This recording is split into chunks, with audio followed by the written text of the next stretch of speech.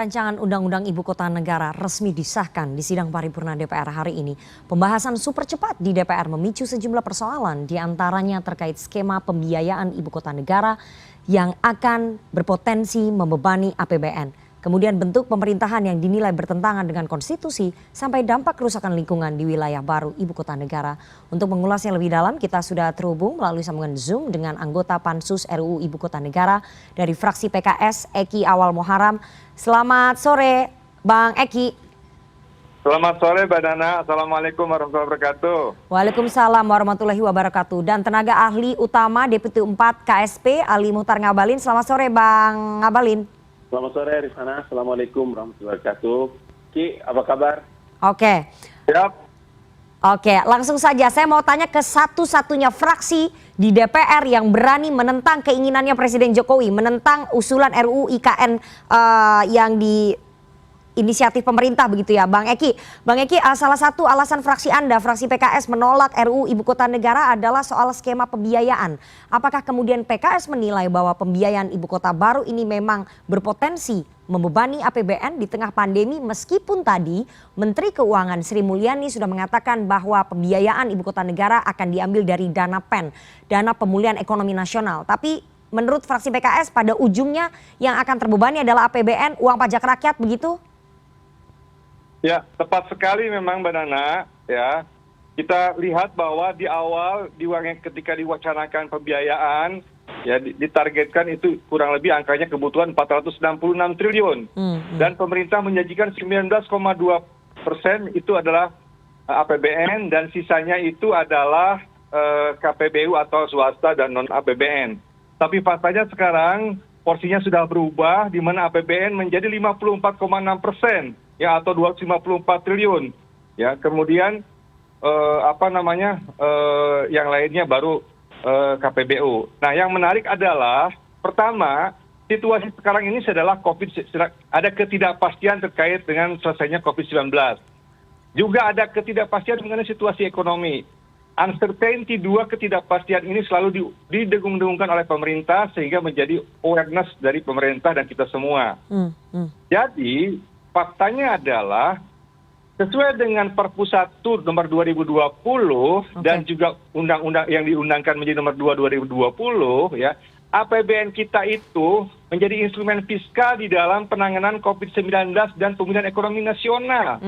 Di dalam KEM PPKF, kebijakan ekonomi makro dan pokok-pokok kebijakan fiskal di tahun 2022 sama sekali tidak ngomongin IKN. Jadi aneh sekali sesungguhnya kalau program ekonomi nasional itu digunakan untuk ya IKN. Seharusnya apa? Program ekonomi nasional itu betul-betul digunakan yang ujungnya adalah untuk membuka lapangan pekerjaan, ya meningkatkan kesejahteraan rakyat, ya yang dalam rangka menghadapi COVID-19 ini dan ketidakpastian ekonomi, dalam rangka menghadapi keterpurukan ekonomi, bukan untuk digunakan IKN. Artinya ada, karena IKN itu rakyat di sana kan masyarakatnya belum ada pembangunan fisik dampak. Ya, dampak terhadap ekonominya bukan jangka tahun 2022, tapi dampak ekonominya bisa jadi 5 atau 10 tahun yang akan datang. Jadi sebetulnya kita harus jujurlah bahwa sesungguhnya memang APBN kita ini sedang sulit. Ya, makanya utangnya juga sekarang akumulasi sudah mencapai hampir 7.000 triliun. Nah, kasihan dong rakyat kita udah pajaknya diperbesar dengan PPN naik menjadi hampir 12%, ya kan? Kemudian utangnya juga sudah mau 7.000 triliun, defisitnya sudah di atas 3%, kok dipakai buat Ibu Kota Negara? Baik, saya mau tanya ke Istana, Bang Eki. Dan untuk pemulihan ekonomi nasional. Bang Eki, saya mau tanya dulu ke Bang Ngabalin. Bang Ngabalin, tadi sudah dijelaskan oleh Bang Eki ya bahwa APBN kita itu memang sedang sulit-sulitnya karena banyak sekali yang harus difokuskan untuk pemulihan ekonomi nasional untuk penanganan COVID-19 begitu ya. Dan saya ingin tunjukkan ya, pada Mei 2019 Presiden Jokowi pada saat berbuka puasa bersama dengan pimpinan dan juga DPR MPR kemudian mengatakan bahwa pembangunan Ibu Kota Negara tidak akan membebani APBN. Tapi kenyataannya, saya tunjukkan grafisnya di sini, kita dapatkan dari website IKN begitu ya. Mayoritas pembiayaan Ibu Kota Negara memakai dana APBN dari 466 triliun, ternyata 53,5% dari APBN sementara sisanya 43% sisanya itu dari swasta, BUMN dan juga KPBU gitu ya. Nah ini kenapa kemudian Presiden tidak menepati janjinya, Bang Abalin? Ada dua hal penting yang memang harus dicermati dengan baik ya. Jadi kalau tadi pada waktu pengesahan rancangan Undang-Undang Ibu Kota Negara, penjelasan Menteri Keuangan ya terpublikasi seantero negeri. Karena yang ada dari pemulihan ekonomi nasional. Dan yang kedua harus dimengerti bahwa pembiayaan Ibu Kota Negara ini sifatnya adalah multi-year. Jadi kalau logikanya seperti itu, maka di mana alasan yang paling mendasar terkait dengan memberatkan terhadap anggaran pendapatan belanja negara? Itu satu. Sehingga ketika mendudukan termasuk di dalamnya membicarakan tentang skema pembiayaan Ibu Kota Negara, maka saya harus mengatakan bahwa tidak mungkin keputusan dan proyek strategis Ibu Kota Negara ini kemudian tidak melalui satu pertimbangan-pertimbangan termasuk di dalamnya adalah masalah pembiayaan. Nah, dalam posisi inilah saya untuk dan atas nama ya kantor staf Presiden, kemudian pemerintah perlu untuk harus menyampaikan kepada publik ya. Jadi kalau CNN menyebutkan proyek Ibu Kota Negara ini membebani anggaran pendapatan belanja negara, ya seperti itu penjelasannya. Jadi pembiayaan pemulihan ekonomi nasional dan harus dipahami benar bahwa pembiayaan bangunan Ibu Kota Negara ini kan sifatnya multi-year. Jadi, Bang Abalin, sifatnya multi-year, pembiayaan dikemukakan tentang memberatkan anggaran pendapatan belanja negara kemudian masa pandemi untuk menyulitkan masyarakat adalah alasan yang sebetulnya tidak mungkin bisa diterima dalam hal kita membicarakan tentang proyek pembangunan Ibu Kota Negara. Bang Abalin, proyek multi-years ataupun pembiayaan multi-years yang tadi Anda katakan itu tetap saja sumbernya itu dari APBN mayoritasnya. Artinya itu tetap membebani APBN kita meskipun dicicil per tahunnya. Bagaimana kemudian jawaban Istana padahal dari awal Mei 2019 Presiden mengatakan bahwa tidak akan membebani APBN? Inilah persoalan pokok yang kira memang berkali-kali juga ya Bapak Presiden menyampaikan terkait dengan posisi pembangunan Ibu Kota Negara. Artinya apa? Anggaran pendapatan belanja negara dengan yang dialokasikan oleh pemerintah, begitu juga seperti yang saya kemukakan terkait dengan sifatnya multi-year, kemudian ada penjelasan yang dikemukakan langsung oleh Menteri Keuangan tentang PEN, ya pemulihan ekonomi nasional. Artinya pelaksanaan inilah dengan alokasi anggaran terhadap pembangunan Ibu Kota Negara ini sama sekali tidak akan mungkin bisa membebani anggaran pendapatan belanja negara. Gitu. Itu penjelasan dari Istana, tidak akan mungkin membebani anggaran negara untuk membangun ibu kota baru di Kalimantan Timur. Tapi kita akan tunggu soal skema pembiayaan, kabarnya sedang disusun dalam peraturan turunan Bang Eki. Tapi selain soal skema pembiayaan, persoalan krusial adalah jadi gini Rifana, artinya setelah pengesahan rancangan undang-undang ini dia menjadi undang-undang Ibu Kota Negara, maka ada peraturan pemerintah yang disiapkan, kemudian di dalamnya itu termasuk di dalamnya adalah bagaimana skema tentang anggaran pendapatan, bagaimana skema tentang pembiayaan proyek Ibu Kota Negara ini. Akan diatur lebih rinci ataupun lebih rigid dalam peraturan turunan yang sedang disusun. Dari skema setiap undang-undang dibuat itu kan pasti ada aturan turunannya. Dalam hal ini adalah peraturan pemerintah. Dari skema itulah maka peraturan pemerintah akan dibuat, termasuk di dalamnya adalah bagaimana skema pembiayaan proyek Ibu Kota Negara baru ini. Selain soal skema pembiayaan yang kita masih menunggu posturnya nanti dari peraturan turunan, yang sangat krusial juga, persoalan krusial adalah soal waktu pemindahannya. Bang Eki, saya mau tanya, apakah menurut fraksi PKS ini realistis jika target pemerintah ingin memindahkan ibu kota baru pada semester 1 2024, padahal kita tahu pada tahun 2024 pemerintah akan menyelenggarakan pesta demokrasi yang sangat banyak, pemilu legislatif, pemilu presiden, kemudian pilkada. Artinya ini target yang sangat tidak realistis untuk bisa dilakukan dan menyedot biaya yang sangat besar. Baik, terima kasih Mbak Nana. Jadi ini Bang Abalin, tolong dong ngomong itu pakai ilmu dikit. Ya, keuangan nih, Pak Ngabalin. Saya ini udah 13 tahun dan background saya juga keuangan yang nggak pernah dengar tuh. Nggak pernah dengar bagaimana 466 triliun, di mana 53,3%-nya itu adalah APBN, disebut tidak membebani APBN. Ya itu membebani APBN namanya. Satu. Yang kedua, ya, kalau kita jangankan merencanakan pemindahan ibu kota, jangankan merencanakan pembangunan ibu kota. Membangun rumah aja harus sudah ada skema pendanaan dan pembiayaannya, ya kan? Nah ini dalam rapat selama rapat kita minta bagaimana skema pembiayaannya dan bagaimana kalaupun KPBU bagaimana pola kerjasamanya itu nggak pernah dijelasin gitu loh oleh pemerintah. Padahal kita mau memutuskan sesuatu bukan bikin rumah, bukan cuma bikin istana, bikin ibu kota negara baru. Loh, kok skema pembiayaannya belum jelas? Tadi ada peraturan pemerintah segala macam. Enggak nunggu itu, tidak ada korelasinya. Betul ada peraturan turunannya, tapi sebelum mengambil keputusan harusnya pemerintah sudah firm ya bagaimana skematiknya dan itu memang membebani APBN. Oke, silakan satu-satu Bang Ngabalin. Konsistensi kebijakan. Kereta cepat nih, Perpres kereta cepat menjamin yang pertama itu tidak akan menggunakan APBN. Faktanya apa? Diganti baru beberapa bulan saja, nggak nyampe lama sudah langsung diganti menjadi beban APBN. Satu-satu karena pemirsa ataupun penonton tidak bisa memahami apa yang Anda sampaikan. Semua partai politik satu-satu Bang Ngabalin. Ya, dalam pembahasan yang berkembang ada diskusi mempertanyakan waktu ini. Kenapa? Itu terlalu berat kalau 2024 baik dalam konteks teknis maupun dalam konteks pendanaan. Nah, itu sebetulnya menjadi titik krusial. Bukan cuma PKS kok. Oke, Bang Eki, saya berikan waktu kepada Bang Ngabalin. Silakan Bang Ngabalin. Memang sampai ada istilah ini bukan cuma tahan dulu Bang Eki. Saya berikan waktu ke Bang Ngabalin untuk kan itu sebuah joke yang menunjukkan bahwa perencanaan pembangunan ini gegabah ya. Itu saja. Oke, silakan Bang Ngabalin dijawab. Saya mengerti, tidak berarti bahwa saya tidak punya asumsi dan analisa yang terkait dengan materi pembahasan kita pada sore hari ini. Memang tidak lama, tapi saya full 5 tahun di anggaran pendapatan belanja negara, pembahasannya termasuk di Dewan Perwakilan Rakyat Republik Indonesia. 3 tahun saya memimpin Badan Legislasi di Dewan Perwakilan Rakyat Republik Indonesia. Kenapa saya menyebutkan undang-undang dengan turunannya peraturan pemerintah? Maka penjelasannya memang harus dimengerti. Kan 2 tadi saya sebutkan itu. Penjelasan ini selesai.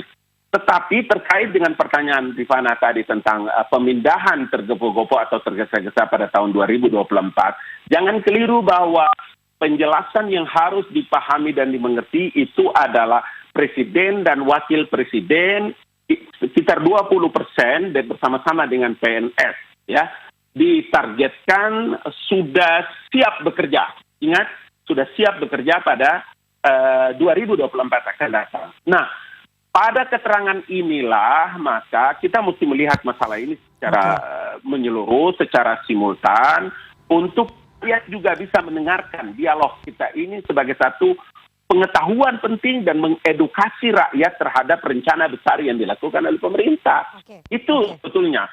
Jadi kalau umpama Ustadz Eki menjelaskan tentang asumsi-asumsi yang terkait dengan data-data yang saya kemukakan, maka itu penjelasan resmi tadi disampaikan oleh pemerintah, bukan? Oleh Menteri Keuangan terhadap dana PEN yang nanti akan dipakai, dan yang kedua itu adalah pemulihan ekonomi nasional, dan yang kedua itu adalah sifatnya kan dia multi-year sampai dengan 2024.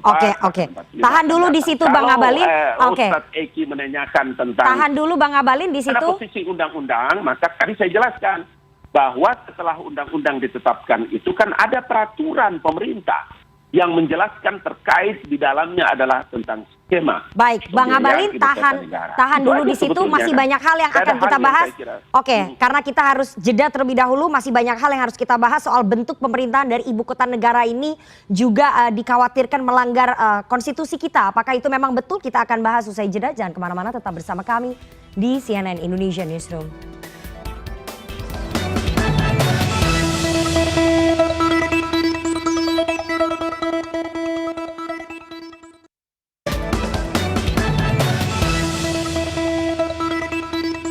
Anda masih bersama kami di CNN Indonesia Newsroom dan kita akan lanjutkan perbincangan kita dengan dua orang narasumber. Bang Abalin, kita bahas soal bentuk pemerintahan ya. Ini bentuk pemerintahan itu memang sedikit berbeda kalau kita lihat di landasan konstitusinya ya. Bentuk pemerintahan yang ditetapkan di dalam Undang-Undang IKN ini dipimpin oleh kepala otorita yang ditunjuk presiden dan bukan gubernur dan tidak ada DPRD-nya. Apakah kemudian itu menurut pemerintah tidak dikhawatirkan melanggar konstitusi karena di pasal 18 disebutkan bahwa negara kesatuan Republik Indonesia itu terdiri atas pemerintahan provinsi, kabupaten, kota yang dipimpin oleh gubernur, wali kota dan juga bupati. Bagaimana kemudian jawaban pemerintah? Iya, karena daerah ibu kota itu adalah daerah yang disebutkan dalam undang-undang sebagai pemerintah daerah khusus ibu kota negara. Kalau dia ibu kota khusus ibu kota negara, maka pimpinannya itu seperti yang dikemukakan dalam undang-undang itu adalah dia berbentuk otorita, kepala otorita. Ini semua lepas dari bahasan panjang yang tertuang di dalam undang-undang. Jadi artinya begini, saya ingin mengatakan bahwa semua regulasi-regulasi yang tertuang, yang berlaku sampai dengan hari ini, ya kita tahu seperti rancangan undang-undang ini sampai pada pengesahannya Undang-Undang Ibu Kota Negara sampai dengan bentuk pemerintahannya, kemudian Bang Abalin fokus saja, apakah kemudian otorita ini tidak bertentangan dengan konstitusi kita? Itu oke. Artinya tidak mungkin juga nanti ada satu keputusan yang dilakukan oleh pemerintah itu kemudian menabrak peraturan yang lain atau undang-undang yang lain. Begitu penjelasannya. Oke, jadi menurut pemerintah tidak mungkin bahwa undang-undang yang disahkan pada hari ini bertabrakan dengan undang-undang yang lain. Saya mau tanya ke fraksi PKS. Pasti pembentukannya tidak mungkin bertentangan dengan undang-undang yang lain. Tapi yang memiliki pandangan bahwa ya bentuk pemerintahan itu ini kan jelas ya bunyinya, penyelenggara pemerintahan daerah adalah otorita. Kemudian di ayat 8-nya pemerintahan daerah ini selanjutnya pemerintah daerah ibu kota IKN ini selanjutnya disebut sebagai otorita. Ya, yang keberatan terkait dengan bentuk otorita ini bukan cuma PKS kok. Fraksi-fraksi lain juga banyak. Bahkan DPD sampai tadi malam pengambilan keputusan DPD tidak sependapat itu otorita. Ya kan? Karena memang pembahasan terkait dengan ini cukup panjang banget berhari-hari karena memang sangat kita concern ingin sesuai dengan konstitusi. Cuman kok pemerintah tuh ngotot harus ada kata otoritanya dan kepala pemerintahnya juga harus kepala otorita. Padahal, apa yang mau dilihat di situ? Itu tidak ada nomenklaturnya di dalam Undang-Undang Dasar 1945. Karena yang ada nomenklaturnya pemerintahan daerah provinsi, kabupaten yang dipilih gubernur dan tadi udah dijelaskan oleh Mbak Nana. Itu clear kok. Kemungkinan kemudian apakah siapa yang akan memberikan keputusan terkait dengan apakah ini sesuai tidak sesuai, memang ujungnya adalah Mahkamah Konstitusi. Kalau itu dilakukan judicial review. Tapi kami sebagai legal maker sudah ngingetin pemerintah, kok ngotot sih otorita. Bahkan pemerintah mengatakan just name gitu. Ini cuma nama doang kok. Dibalik oleh anggota pansus. Loh kalau cuma nama doang apa susahnya sih bentuknya pemerintahan daerah provinsi dan kepalanya adalah gubernur gitu kan. Cuma diberikan kekhususan gitu aja. Saya mau tanya ke Bang Abalin, ini kepala otorita dipilih oleh presiden, tidak ada pemilihan langsung di sana, hanya dapilnya dapil nasional, hanya ada anggota DPR RI. Berarti artinya tidak ada pengawasan di daerah khusus ibu kota ini. Apakah kemudian ini tidak berpotensi menjadi wilayah dan juga kepemimpinan yang otoriter di ibu kota negara yang ingin ditunjukkan wajah Indonesia di sana, Bang Abalin? Tidak ada satu langkah dan kebijakan atau otoritas kekuasaan pemerintahan di Republik ini yang tanpa pengawasan. Itu ingat ya kalimatnya. Jadi kalau ada alasan seperti yang dikemukakan oleh Rifana bahwa apakah tidak ada kekhawatiran terhadap bagaimana mengkapitalisasikan kekuasaan, kemudian tidak ada pengawasan. Saya mau katakan bahwa hampir semua regulasi dan undang-undang yang ditetapkan dan dibuat di Republik ini pasti ada pengawasannya. Begitu juga termasuk dengan pusat pemerintahan ibu kota khusus negara Republik Indonesia yang nanti dibentuk ini. Jadi tingkat kekhawatiran seperti itu, saya kira beliau tahu juga bahwa pembahasan di DPR tentang undang-undang ini kan juga bukan sehari 2 hari, atau mungkin dia kan lumayan panjang, ini kan 2 tahun sebelum pandemi sudah dibahas. Bahwa kalau nanti tingkat kemudian teman-teman dari PKS atau dari mana saja kemudian melihat bahwa ada beberapa pasal dan ayat yang kemudian menyebutkan kaitannya dengan otorita itu bertentangan dengan undang-undang yang lain, saya mau katakan bahwa pemerintahan daerah khusus ibu kota ini, termasuk dengan pembentukan kepala atau pemimpin di ibu kota khusus ini, tidak ada satu regulasi pun yang bisa orang berjalan kemudian pembuatan undang-undang itu harus bertabrakan dengan undang-undang yang lain. Baik. Gitu. Kalau kita bahas tidak akan selesai karena sudah diketok palu soal kepala otorita dan juga itu bunyi undang-undangnya, ya Rifana. Bentuk pemerintahan. Oke, tapi saya mau beralih ke karena sudah ada undang. Baik. Saya mau beralih ke dampak lingkungan dulu. Kemudian di dalam undang-undang itu dipandang. Bang Abalin, ini waktu kita tidak banyak, masih ada satu poin yang sangat penting. Bahwa kalau ada masalah, saya ingin ngasih tahu deh, sederhana nih. Ada adagium di dalam negara demokrasi, kita sepakat memilih demokrasi kan Indonesia ini. No tax without representation. Oke? No tax without representation. Kalau warga ibu kota itu bayar pajak pusat, PPH, PPN, itu wajar direpresentasikan oleh DPR, anggota DPR. Tapi mereka juga membayar pajak daerah nantinya. Di undang-undang itu mereka ada di situ bahwa mereka akan membayar pajak-pajak yang bersifat pajak daerah. Betul. Siapa representasinya? Ya representasinya DPRD. Jadi itu mencederai prinsip demokrasi karena teks itu ada representasi. Ya silakan, Mbak Nana. Baik, Bang Eki, ini yang terakhir ya karena waktu kita tidak banyak, kalau kita bahas semuanya tidak akan selesai. Soal dampak lingkungan ini juga menjadi sorotan walhi dan sejumlah aktivis pegiat lingkungan, meskipun konsepnya kita tahu bahwa Smart Forest City, tapi ada kekhawatiran bahwa dampak kerusakan lingkungan dan banjir akan melanda di sana, bukan di wilayah ibu kotanya, tapi di wilayah pengembangannya itu yang dihuni oleh warga di sana. Mbak Rifana, saya mau Bang bilang Eki dulu, Bang Eki dulu. Nanti saya beri waktu ke Bang Abalin. Oke, silakan. Ya, dalam dokumen kajian lingkungan hidup strategis atau KLHS, ya, yang itu juga merupakan dokumen resmi dari pemerintah, itu sangat clear dan jelas terkait dengan resiko-resiko kerusakan lingkungan hidup, kerusakan ekologi, ya, kemudian konservasi.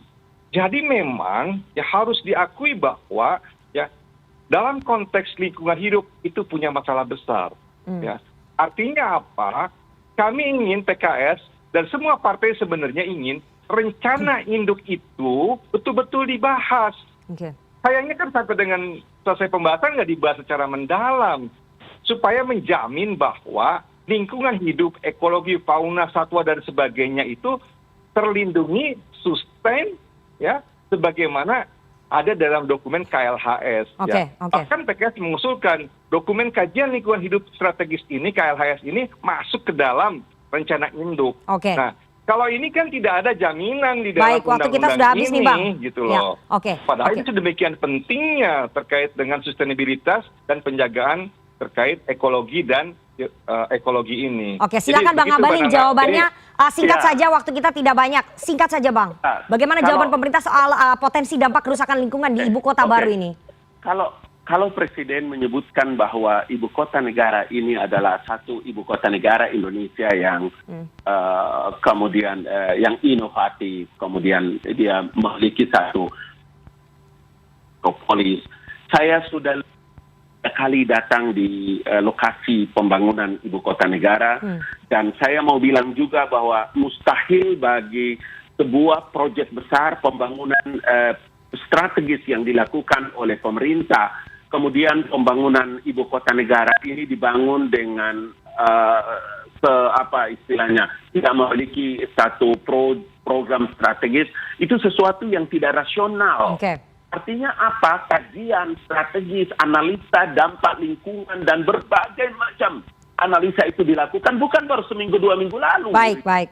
Ini diatur 2-3 tahun yang lalu. Ya tidak mungkin ada proyek sebesar ini dilakukan oleh pemerintah kemudian tidak punya program dan strategi yang bagus untuk Kan membangun tidak ada, ibu Pak kota negara. Ngabalin. Ini kan Tapi ibu kota tidak negara. Oke, dimasukkan Bapak-bapak, sebagai waktu bagian kita daripada sudah undang-undang habis. ini. Ya, Tidak saya harus mungkin, tutup. Tidak mungkin. Oke, Itu Bapak-bapak, tidak waktu kita rasional. sudah habis. Nanti kita akan Silakan. dialog di kesempatan berikutnya. Sekali lagi, waktu yang akan menjawab apakah jaminan-jaminan dan juga komitmen janji-janji pemerintah soal pembangunan ibu kota negara yang tidak akan membebani APBN, kemudian tidak akan merusak lingkungan di sana itu akan terjadi. Kita tunggu sekali lagi waktu yang akan membuktikan. Nanti kita tagih lagi ke Bang Ngabalin. Oke. Terima kasih sekali dua orang narasumber yang sudah bergabung pada sore hari ini. Anggota Pansus RUU IKN dari fraksi PKS, Terima kasih. Eki Awal Terima kasih. Muharam, dan juga tenaga ahli utama KSP, Ali Muhtar Ngabalin. Sehat selalu Bang Ngabalin dan juga Bang Eki. Terima kasih. Terima kasih. Terima kasih. Assalamualaikum. Pada CNN. Waalaikumsalam warahmatullahi wabarakatuh.